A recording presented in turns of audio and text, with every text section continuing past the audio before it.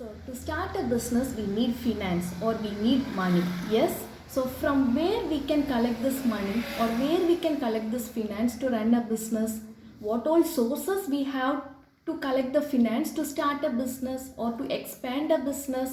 So what are all the sources we have to collect the money to run a business? നമുക്ക് business തുടങ്ങാൻ വേണ്ടി നമുക്ക് എന്തൊക്കെ വഴികളുണ്ട്, ഏതൊക്കെ വഴികളിൽ നമുക്ക് പൈസ ഉണ്ടാക്കാം. ഓക്കെ, അപ്പോൾ ആ വഴികളെ കുറിച്ചാണ്, ആ സോഴ്സസിനെ കുറിച്ചാണ് നമ്മൾ ഈ വീഡിയോയിൽ കാണാൻ പോകുന്നത്. So now we are going to see about 5 sources of collecting finance to do a business. Okay, the first one is loan from bank. The second one is loan from financial institution. Third one is issue of shares. Fourth one is retained earnings and the fifth one is debenture. So these are the 5 sources. ഇത് മാത്രമല്ല, there are different sources. In this video we are going to see detailing about these 5 sources of collecting the finance for doing a business. So ഇതിൽ first one, loan from bank. നമ്മൾ ബാങ്കിൽ നിന്ന് loan എടുക്കും. Okay, നമുക്ക് ഒരു business തുടങ്ങണമെങ്കിൽ ആദ്യം നമുക്ക് എന്ത് വേണം? നമുക്ക് കയ്യിൽ പൈസ വേണം. Okay, suppose if I am going to start a hotel, for starting a hotel I need 50 lakhs rupees. Okay, suppose I had in my hand, cash in hand at എൻ്റെ കയ്യിൽ ഒരു 10 ലക്ഷമേ ഉള്ളൂ. 10 lakhs, I have only 10 lakhs in my hand. Okay, so അപ്പോൾ ബാക്കി 40 lakhs എവിടെ നിന്നാണ് ഞാൻ collect ചെയ്യേണ്ടത്? First I will B approaching the bank. Yes, ബാങ്കിൽ നിന്ന് ഞാൻ ലോൺ മേടിക്കും. ഓക്കെ, സപ്പോസ് ബാങ്കിൽ നിന്ന് എനിക്ക് ഒരു 10 lakhs ഞാൻ ലോൺ മേടിച്ചു. ഓക്കെ, അപ്പോൾ 10 lakhs എൻ്റെ കയ്യിലുണ്ട്, പ്ലസ് 10 lakhs ഞാൻ ബാങ്കിൽ നിന്ന് ലോൺ മേടിച്ചു. അപ്പോൾ 10 lakhs plus 10 lakhs 20 lakhs. Okay, so I got 20 lakhs four doing A business. അപ്പോൾ ബാക്കി 50 lakhsൽ ബാക്കി 30 lakhs where will I collect? There are other sources also. So the second one is loan from financial institution. So our central government and state government has established number of financial institutions all over the country to provide finance to business organization.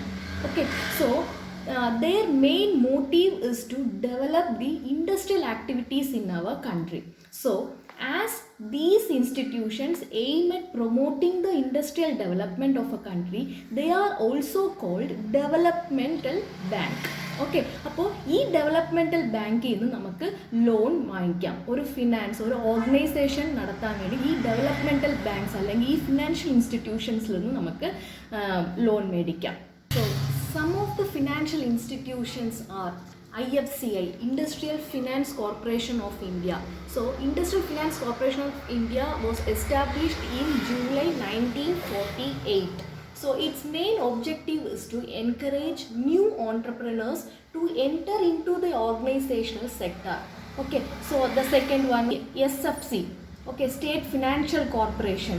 State Financial Corporation was established in 1951. Its main objective is to promote medium and short-term finance to industry. ഇത് മാത്രമല്ല, there are several financial institutions to give loan to the business organization. Okay, അപ്പോൾ ഈ financial ഇൻസ്റ്റിറ്റ്യൂഷൻസിൽ നിന്ന് നമുക്ക് loan മേടിക്കാം. So now the third source is issue of shares. So by issuing my share, എൻ്റെ കമ്പനിയുടെ share issue ചെയ്യുന്നുണ്ട്, I will be increasing my capital. By issuing share of my organisation I will be increasing my capital. Okay, so that capital amount is called share capital. Okay, share capital എന്ന് പറയുമ്പം എൻ്റെ കമ്പനിയുടെ share ഞാൻ പബ്ലിക്കിന് issue ചെയ്തിട്ട് എൻ്റെ capital ഞാൻ increase ചെയ്യും. Okay, so that amount, that capital amount is called share capital. Okay, so now we can see what is meant by share. If suppose I am running a departmental store and my business is running in a profitable way. Okay, so here my business will have its own valuation. Yes, so that valuation will be divided into small units and I will be selling that units to the public. So that units are called shares. For a better understanding, I will tell you with an example. Suppose I am running a departmental store വെച്ചിരിക്കുകയാണ്. Okay, I am running a departmental store. Okay, my departmental store is running in a profitable way. എൻ്റെ departmental store നല്ല രീതിയിൽ run ചെയ്യാൻ ഒരു profitable മാനറിൽ തന്നെ run ചെയ്യുന്നു. Okay, അപ്പോൾ ഈ ഡിപ്പാർട്ട്മെൻറ്റൽ സ്റ്റോറിൽ ഞാൻ പെട്ടെന്ന് എക്സ്പാൻഡ് ചെയ്യാൻ ആഗ്രഹിക്കുന്നു. അപ്പോൾ ഈ എക്സ്പാൻഡ് ചെയ്യേണ്ട പൈസ എമൗണ്ട് എൻ്റെ കയ്യിലില്ല. ഓക്കെ, ക്യാപിറ്റൽ എമൗണ്ട്, ഈ ബിസിനസ്സിനെ എക്സ്പാൻഡ് ചെയ്യേണ്ട ക്യാപിറ്റൽ എമൗണ്ട് എൻ്റെ കയ്യിലില്ല. I don't have that money. Okay, അപ്പോൾ ഈ മണി, ഈ ക്യാപിറ്റൽ എമൗണ്ടിനെ ഞാൻ എവിടെ നിന്ന് കളക്ട് ചെയ്യും? So I will be issuing my organisational share to the public. Okay, അപ്പോൾ ഈ ഷെയർസിനെ ഞാൻ ഓർഗനൈസേഷണൽ ഷെയറിനെ ഞാൻ എന്ത് ചെയ്യും? എൻ്റെ കമ്പനി ഷെയറിനെ ഞാൻ പബ്ലിക്കിന് ഇഷ്യൂ ചെയ്യും. ഓക്കെ, അപ്പോൾ അങ്ങനെ സെയിൽ ചെയ്യുമ്പം the public will buy my share. Okay, ആ പബ്ലിക് എന്ത് ചെയ്യും? They will B purchasing my share. അപ്പോൾ ഈ പർച്ചേസ് ചെയ്യുമ്പോൾ ആ പർച്ചേസ് ചെയ്യുമ്പോൾ അവർ ഇൻവെസ്റ്റ് ചെയ്യുന്ന പൈസ എൻ്റെ കയ്യിൽ വരെയല്ലേ. ഓക്കെ, സോ ആ പൈസ വെച്ച് ഞാൻ എന്ത് ചെയ്യും? എൻ്റെ ഓർഗനൈസേഷൻ അല്ലെങ്കിൽ എൻ്റെ ബിസിനസ് ഞാൻ ഡെവലപ്പ് ചെയ്യും. For example, suppose I need 10 lakh rupees for expanding my business. Okay, ഈ 10 lakhs rupeesന് എനിക്ക് ഡിപ്പാർട്ട്മെൻറ്റൽ സ്റ്റോർ എക്സ്പാൻഡ് ചെയ്യാനായിട്ട് എനിക്ക് 10 lakh rupees വേണം. ഓക്കെ, സോ എൻ്റെ കമ്പനി ഷെയർ ഒരു 1 lakh കമ്പനി ഷെയറിന് ഞാൻ ഈച്ച് 10 rupees ആയിട്ട് ഞാൻ പബ്ലിക്കിന് വിൽക്കുന്നു. ഓക്കെ, സോ 1 lakh into 10, അപ്പോൾ 1 lakh ഷെയറിന് 10 rupees ആയിട്ട് ഈച്ച് 10 rupees ആയിട്ട് ഞാൻ വിൽക്കുമ്പം I will be getting 10 lakhs. Yes, അപ്പോൾ ഈ എക്സ്പാൻഡ് ചെയ്യുന്ന എമൗണ്ട് എനിക്ക് കിട്ടും. ഓക്കെ, അപ്പോൾ ഈ പൈസ വെച്ച് ഈ എമൗണ്ട് വെച്ച് ഞാൻ എന്തെങ്കിലും കമ്പനി എക്സ്പാൻഡ് ചെയ്യാൻ പറ്റും. ഓക്കെ, എൻ്റെ ഷെയറിനെ പർച്ചേസ് ചെയ്ത ആൾക്കാരിനെ ഷെയർ ഹോൾഡേഴ്സ് എന്ന് പറയും. The person holding the share is known as share holders. Okay, so usually there are two types of shares normally issued by the company. So first one is equity share and the second one is preference share. Equity share എന്ന് പറയുമ്പം ഈ ownership ഈ departmental സ്റ്റോറിന് expand ചെയ്യുന്നതിന് മുമ്പ് വരെ ഞാൻ മാത്രമായിരുന്നു owner. Okay, അപ്പോൾ ഈ ഓണർഷിപ്പിൽ ഞാൻ അടുത്ത എൻ്റെ ബിസിനസ്സിൽ വേറെ ആരെങ്കിലും ഒരു ഓണർ വേണമെന്ന് പറഞ്ഞാണ് ഞാൻ ഷെയർ ഇഷ്യൂ ചെയ്യുന്നത്. ഓക്കെ, അപ്പോൾ ഈ ഓണർഷിപ്പിന് വേണ്ടിയാണ് ഞാൻ ഷെയർ ഇഷ്യൂ ചെയ്യുന്നത്. ഓക്കെ, ഓണർഷിപ്പ് എന്ന് പറയുമ്പം ബിസിനസ് ടേമിൽ ഈക്വിറ്റി എന്നും പറയും. ഈ ഓണർഷിപ്പിനെ ഷെയർ ചെയ്യുന്ന പേഴ്സൺസിനെ ഈക്വിറ്റി ഷെയർ ഹോൾഡേഴ്സ് എന്നും പറയും. ഓക്കെ, അപ്പോൾ ഈ ഈക്വിറ്റി ഷെയർ എന്ന് പറയുമ്പം എൻ്റെ ബിസിനസ്സിൻ്റെ ഓണർഷിപ്പിന് വേണ്ടി ഞാൻ ഷെയർ ഇഷ്യൂ ചെയ്യുന്നതാണ് equity share. So this equity share holders they do not get any fixed dividend.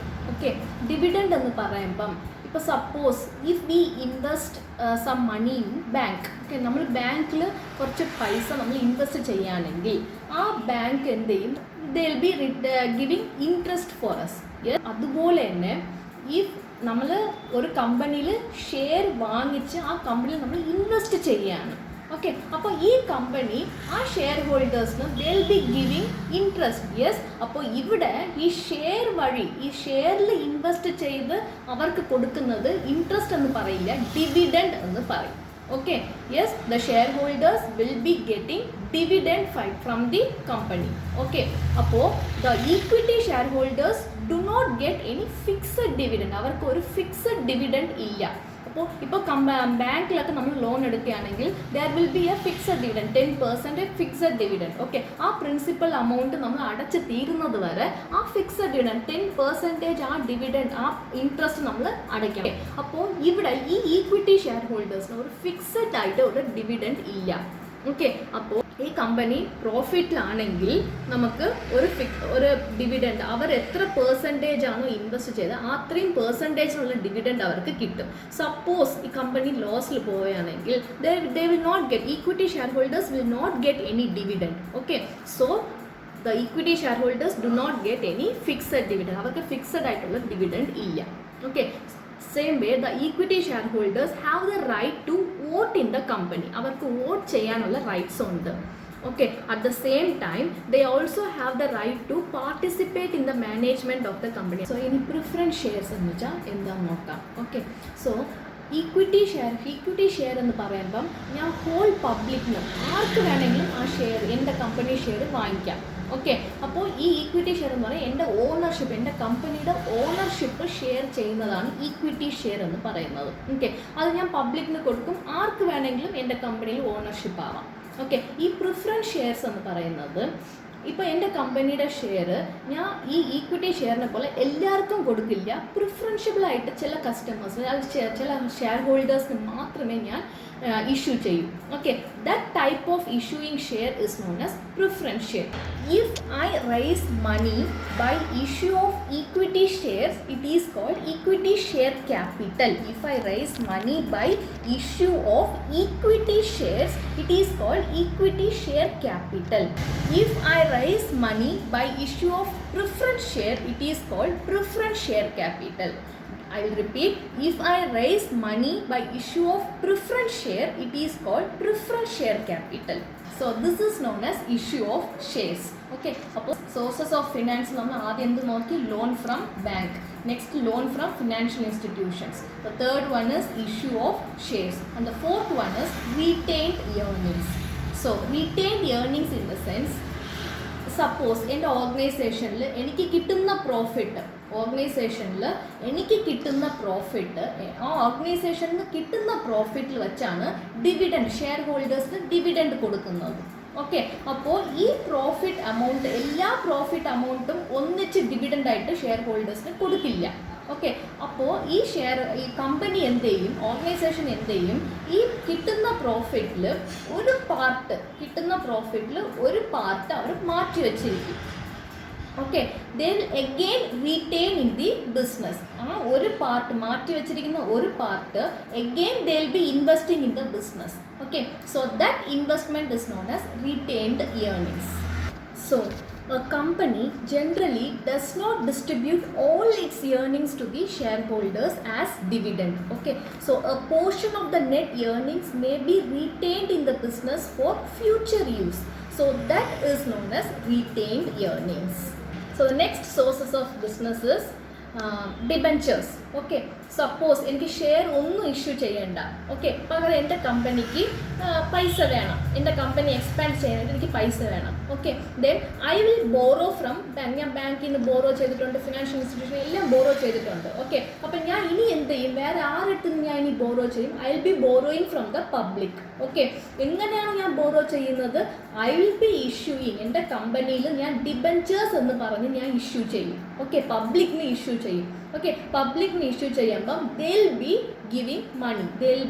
giving money to the company. So debentures are the important instrument. It is a negotiable instrument for raising long-term debt in the business. Okay, so these are the sources of finance. അപ്പോൾ നമ്മൾ ഇത്ര sources of finance നോക്കി, 5 sources of finance നമ്മൾ നോക്കി അല്ലേ. First one is loan from bank, next one is loan from financial institution, next one is issue of shares, next is retained earnings, next is debentures. Thank you.